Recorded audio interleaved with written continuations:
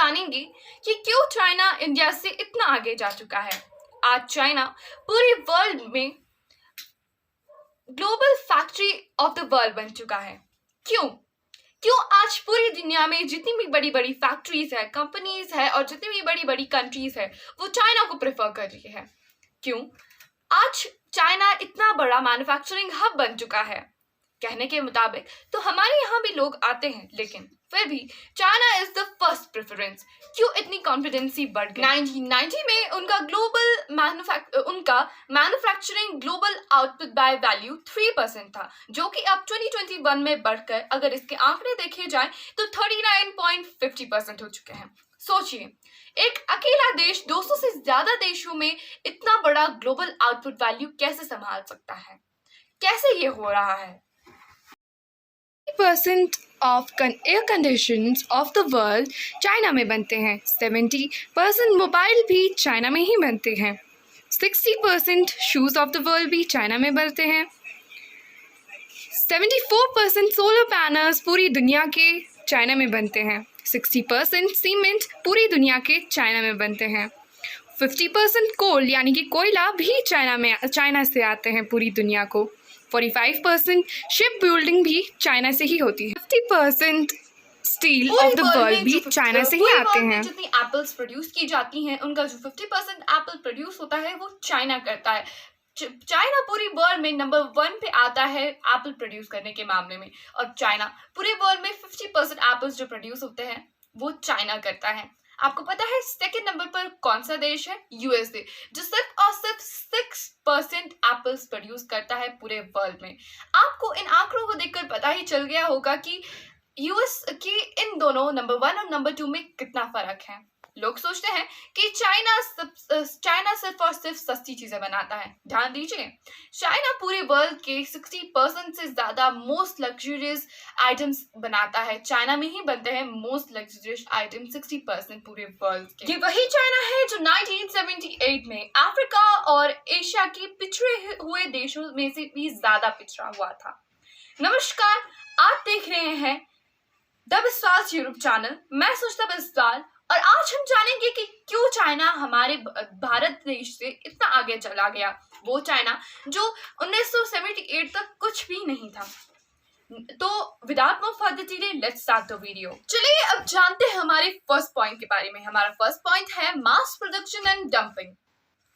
Mass production and dumping क्या है? China करती क्या है, जब भी उसे कोई नया आइटम, नया प्रोडक्ट किसी भी कंट्री या किसी भी प्लेस पर लॉन्च करना होता है, फर्स्ट ऑफ ऑल वो उस कंट्री या उस प्लेस को एक्सप्लोर करता है, देखता है कि उस कंट्री और उस प्लेस का जो कॉस्ट क्या है, वहाँ का कॉस्ट ऑफ वैल्यू क्या है, वहाँ पर किस कॉस्ट में, किस रेंज में लोग क्या क्या चीजें खरीदते हैं और कैसे खरीदते हैं।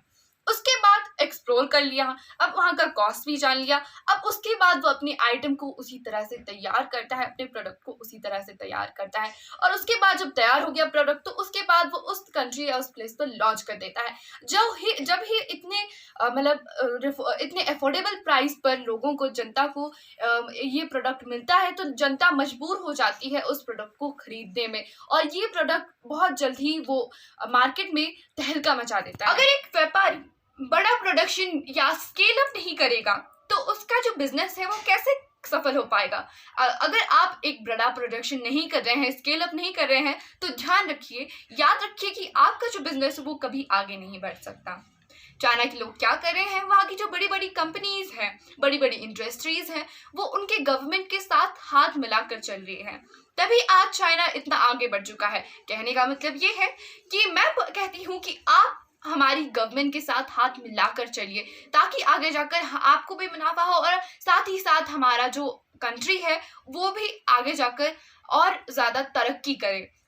और हमारे यहाँ के जो बिजनेसमैन है, हमारे यहाँ के जो व्यापारी है, वो सोचते हैं कि अगर मैन पावर बढ़ाया जाए तो जो कॉस्ट है वो बढ़ती है। बिल्कुल गलत। ध्यान रखिए कि यहाँ पर अगर आप मैन पावर बढ़ाते हैं तो जो कॉस्ट होती है वो घटती है। थर्ड पॉइंट है हमारा cost effective labour. Cost effective labour का मतलब क्या है? चाइना में बहुत से लोग सोचते हैं कि चाइनीज लेबर जो होते हैं, कई लोग सोचते हैं कि चाइनीज लेबर जो होते हैं बड़े सस्ते होते हैं, क्योंकि वहाँ की जो पॉपुलेशन है वो बहुत ज्यादा है। ध्यान दीजिए, चाइना की जो लेबर है वो सस्ती नहीं है, प्रोडक्टिव है। क्या है? प्रोडक्टिव है। प्रोडक्टिव का मतलब ये हो गया कि वहाँ की लेबर अपना जी जान लगाकर काम करती है अपने देश के लिए। ऐसा क्यों है?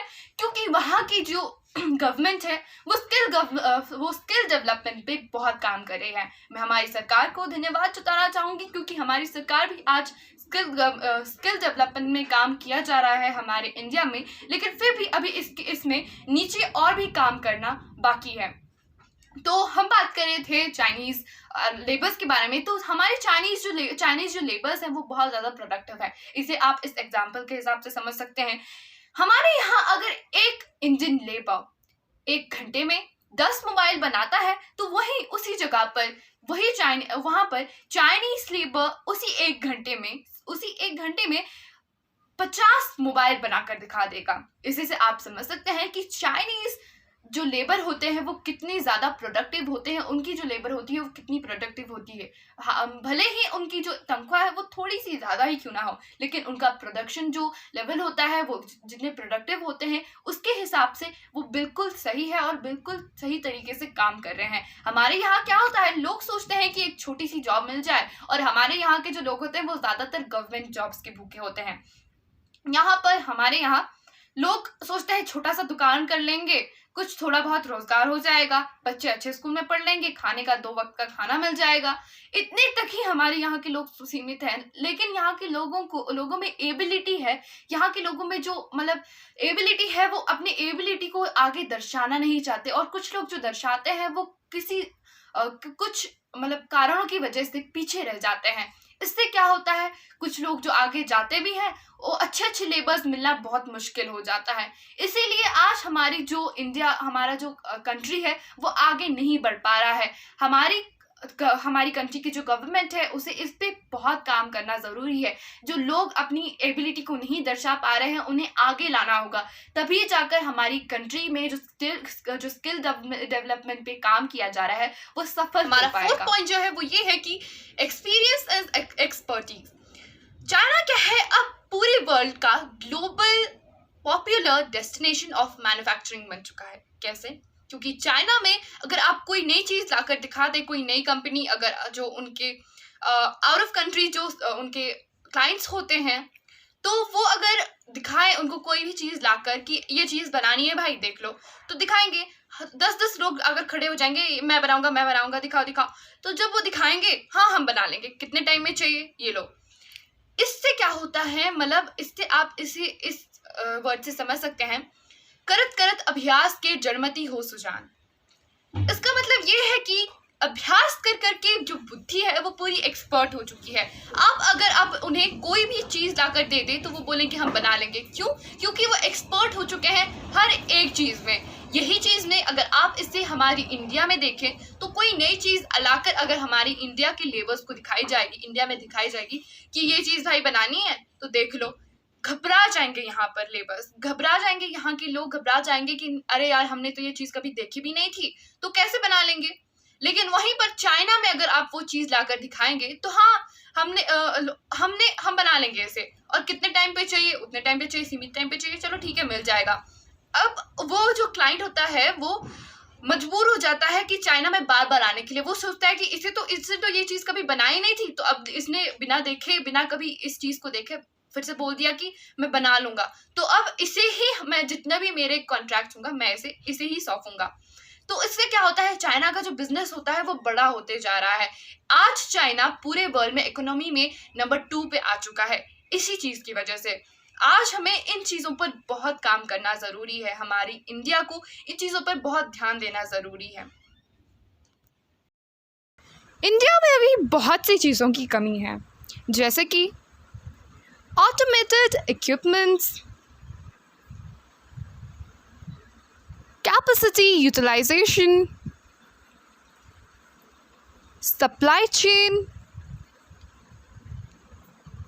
quality control, और the last one is expertise and experience। हर एक स्किल पर काम किया है, इसलिए चाइना आज के दिनों इकोनॉमी में नंबर 2 पे आता है पूरे वर्ल्ड में, और नंबर 1 पे यूएसए है। लेकिन हालांकि चाइना जिस रफ्तार से आगे बढ़ रहा है, अपनी कंट्री को आगे बढ़ा रहा है, अपने स्किल्स पर काम कर रहा है, उस हिसाब से बहुत जल्द ही चाइना नंबर 1 पे। जो आंसर पॉइंट है वो ये है कि स्टेबिलिटी का मतलब यह है कि यहाँ पर हमारे इंडिया में जब भी कोई इंटरनेशनल क्लाइंट आता है इंडिया में तो बड़ा परेशान हो जाता है। क्यों परेशान हो जाता है? क्योंकि इंडिया में आने के बाद वो बड़ा परेशान हो जाता है, उसे बड़े चक्कर लगाने पड़ते हैं। यहाँ पर हमारे इंडिया में ये गवर्नमेंट चलती है, ये गवर्नमेंट नहीं चलती है, इसकी इसके साथ बनती है, इसकी इसके साथ नहीं बनती है, रिश्वत दो तो काम होगा। उसके बाद क्या हो जाता है, उस इंसान को इंडिया में आने के बाद आखिरकार इतने चक्कर लगाने के बाद अपने हाथ गंदे करने ही पड़ते हैं। लेकिन उसी जगह अगर वो इंटरनेशनल क्लाइंट चाइना में जाएगा तो उसे पता है कि यहाँ पर अश्योरेंस है, एक प्रकार की अश्योरेंस है, यहाँ की गवर्नमेंट स्टेबल है, यहाँ का इंफ्रास्ट्रक्चर स्टेबल है, यहाँ पर पावर कट्स की भी टेंशन नहीं है, यहाँ की फ्लडिंग की भी टेंशन नहीं है, प्लम्बिंग की भी टेंशन नहीं है। तो उस इंटरनेशनल क्लाइंट को यहाँ पर सब कुछ स्टेबल नजर आ रहा है। तो पार्टनरशिप वो कहाँ करेगा? आप अपने आप से पूछिए कि पार्टनरशिप वो कहाँ करेगा, इंडिया में या चाइना में? ऑब्वियसली वो इंटरनेशनल क्लाइंट जो होता है वो मजबूर हो जाता है चाइना के साथ पार्टनरशिप करने के लिए, क्योंकि वहां पर सब कुछ स्टेबल नजर आ रहा है, वहां पर हर एक चीज सही तरह से है, वहां पर 24/7 लाइट्स, वहां पर 24/7 करंट रहता है, वहां पर कभी भी पावर कट्स नहीं होते हैं। लेकिन हमारे यहाँ आप देखिए आए दिन पावर कट्स हो जाते हैं। अगर फ्लडिंग की समस्या आती है तो 2-3 दिन तक पावर नहीं आती है। इससे हमें बहुत ज़्यादा परेशानियों को झेलना पड़ता है। इसीलिए हमारे यहाँ हमारे इंडिया में ज़्यादातर जो इंटरनेशनल क्लाइंट्स होते हैं वो इन्वेस्ट करना स्टेबल नहीं समझते हैं। आज हमारे इंडियन गवर्नमेंट को इस पे काम करना बहुत ज़रूरी है। आज की वीडियो के लिए बस इतना ही गाइस। होप आपको आज का वीडियो अच्छा लगा हो। बाकी जो 5 पॉइंट्स है हमारे, ये हम आपको पार्ट 2 के वीडियो में दिखाएंगे। इंडिया वर्सेस चाइना के पार्ट 2 के वीडियो के लिए आपको कमेंट डाउन करना होगा कि आपको कितने जल्दी इंडिया वर्सेस चाइना के पार्ट 2 का वीडियो चाहिए। सो आज के वीडियो के लिए बस इतना ही। Thank you for watching this video and don't forget to subscribe our channel and press the like button ऐसी और वीडियोस के लिए। Thank you.